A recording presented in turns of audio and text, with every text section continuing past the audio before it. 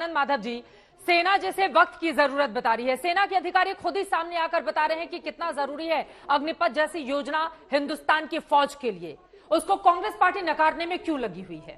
देखिए, ऐसा है कि सेना का आप जो है ठेकाकरण नहीं कर सकते हैं, और ये भी आपको सोचना पड़ेगा कि ये 4 साल के बाद जो इनकी स्थिति होगी, मात्र 25% को रखेंगे, 75% को आप नहीं रखेंगे। 75% के लिए आप कोई गारंटी नहीं दे रहे हैं, आप सिर्फ आश्वासन दे रहे हैं।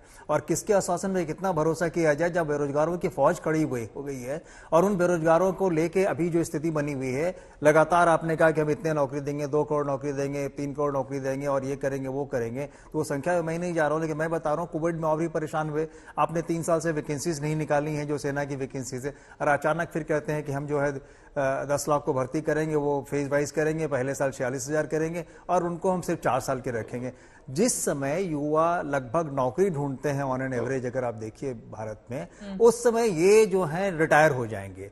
तो ये समझने की जरूरत है कि वो अपने भविष्य के प्रति चिंतित है, वो संतुष्ट नहीं है इस चीज से। जो बातें कह रहे हैं वो समझ में नहीं आ रही है कांग्रेस को, आपको लग रहा है कांग्रेस को समझ में आने की कोई बात नहीं है, कांग्रेस को समझ में आने की बात, कांग्रेस जो है जनता की बात कर रही है। कांग्रेस ये कह रही है कि आप ठेकाकरण मत कीजिए, 4 साल के बाद सेना आप समाज का सैन्यकरण करने जा रहे हैं।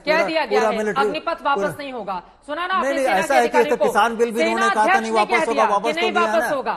और आज जो ये भारत बंद था ये शांतिपूर्वक बीता है। नहीं, भारत हम लोगों ने सामने आकर जो ये बातें कही हैं कि अगर कोई भी लिप्त पाया जाता है हिंसक गतिविधियों में, उसकी एंट्री नहीं होगी, ये तो हलफनामा लिखकर देना पड़ेगा। वेरिफिकेशन तो पहले भी होता था, कोई नई बात तो नहीं, वेरिफिकेशन पहले ही होता था। नहीं, आनंद माधव जी, आज शांति रही ना, इस बात की तो तारीफ करेंगे आप।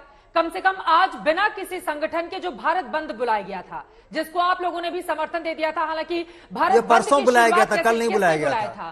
किसने बुलाया था भारत बंद? किसने बुलाया था? भारत ने समर्थन, सबने समर्थन दिया था इसका, सारे विपक्षी दलों ने इसका समर्थन दिया, सारे विपक्षी दलों ने इसको बुलाया था। भारत बंद था, सारे विपक्षी दलों ने इसका किया था। या विपक्षियों का था, या फिर आपको लग रहा है कि छात्रों के संगठन का था? नहीं, इसमें विपक्षी थे और जो बेरोजगार हैं उन लोगों ने भी कहा था। किसका था?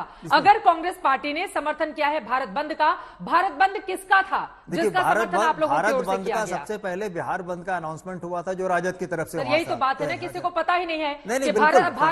आरजेडी तो भारत बंद नहीं बुलाएगी ना। बिहार बंद की बात की थी, उसके बाद बाकी दल भी सामने में आए। कांग्रेस ने कहा कि हम इसको पूरे राज्य देश के स्तर पर भारत बंद की शुरुआत किसने की? किसने आह्वान किया कि भारत बंद रहेगा? देखिए, भारत बंद रहेगा ये आह्वान ये उतना महत्वपूर्ण नहीं है। महत्वपूर्ण ये है, महत्वपूर्ण ये कि कॉज क्या है, किसने किया गया, ये भी है कि सेना के अधिकारी जो बातें कह रहे हैं उस पर राजनीति नहीं की जाए, बहती गंगा में हाथ धुलने की कोशिश तो नहीं की जा रही है। इसके पहले सेना के अधिकारी कब इन सब मुद्दों पे आए थे प्रेस कॉन्फ्रेंस करने? ये बताए। वेरिफिकेशन सेना में, वेरिफिकेशन सेना में कोई पहली बार नहीं हुआ, किसी भी एडमिनिस्ट्रेटिव सर्विसेज में जाते हैं वहां भी वेरिफिकेशन पहले होते हैं। लेकिन आंदोलनकारियों को आप मना नहीं कर सकते, तोड़फोड़ करने वाले को आप मना कर सकते हैं, लेकिन आप आंदोलनकारियों को नहीं कर सकते। उनका अधिकार है, वो अपने भविष्य को लेकर चिंतित है, वो अपने भविष्य को लेकर चिंतित है, उनको आना चाहिए, उनको अपनी बातों को कहना चाहिए। माधव जी, आपके और हमारे घर के बच्चों को छोड़ दीजिए, जो बच्चे छोटे मिडिल क्लास फैमिली के हैं उनका दरवाजा बंद हो जाएगा। जिस राजनीतिक मंशा के तहत अलग अलग जगहों पर आंदोलन की जा रही है, उनको जगह नहीं मिलेगी। नहीं, यहाँ पे कोई राजनीतिक मंशा नहीं, यहाँ पे लोगों को सोचना ये होगा कि क्यों नहीं समझाते आप लोग बच्चों को? पूरे समाज का सैन्यकरण हो जाएगा। इस पर कभी सोचा है आपने? सोचा है जो रेजिमेंटल व्यवस्था इतने सालों से था वो बर्बाद हो जाएगा? आपने सोचा है कि सेवा में क्यों जाता है? सेवा में लोग नौकरी में क्यों जाते हैं? मत करें, ये कोई कहने की बात है, मत करें। एक तो नौकरी नहीं है और एक मिल रहा है तो आप कह रहे हैं मत करें। आप उसको, आपके पास सॉफ्ट सर्विस कमीशन तो था ही।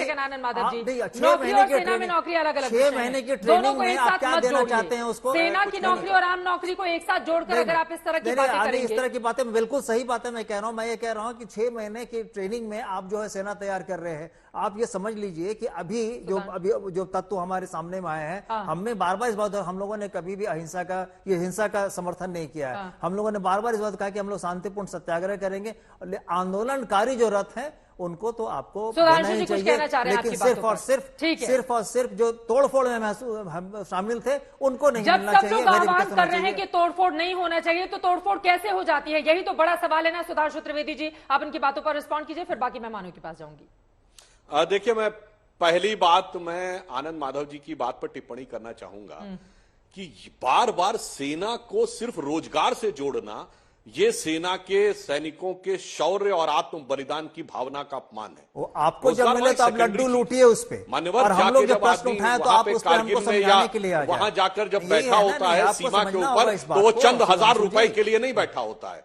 और देखिए, आप अपने टर्न पे बोलिए, मैं अपने टर्न पे बोल रहा था, मैंने किसी के में कोई हस्तक्षेप नहीं किया। दर्शकों को भी बेहतर समझ में आता अपना अपना व्यू। दूसरी बात, आपने ठेकाकरण की बात कही, तो मैं याद दिलाना चाहता हूं कि हमारी सरकार आने से पहले इस देश में एक विचित्र प्रकार का ठेकाकरण था। हम चंद्रयान बना सकते थे मगर फाइटर प्लेन नहीं बना सकते थे। हम बैलिस्टिक मिसाइल बना सकते थे, हम इंटरमीडिएट और लॉन्ग रेंज बैलिस्टिक मिसाइल बना सकते थे, पर एसॉल्ट राइफल नहीं बना सकते थे, ताकि ठेके पे खरीदी जाती रहे एसॉल्ट राइफल, ठेके पे खरीदे जाते रहे जहाज। तो मोदी जी ने आकर आत्मनिर्भर भारत की शुरुआत की। मतलब हम राइफल नहीं बना सकते थे, तो किसी के गले के नीचे नहीं उतरने वाली चीज। हम पिस्टल नहीं बना सकते थे, किसी के नीचे गले के नहीं उतरने वाली चीज थी, इसलिए हमने किया। और अंतिम बात कह दूं, हम हिंसा का समर्थन नहीं करते। मान्यवर, आज ही आपके नेता ने इतना घटिया और दुर्दांत बयान दिया है, सुबोध कांत सहाय जी ने, जिन्होंने कि सीधे प्रधानमंत्री जी की हत्या की कामना करी। और एक हफ्ता पहले नागपुर में आपके नेता शेख हुसैन ने बोला था। फिर आप कहते हैं कि हम हिंसा की बात नहीं करते। आर पार करके सड़क पे आ जाओ। दिसंबर 2019 में सीए के समय सोनिया गांधी जी बोल चुकी हैं।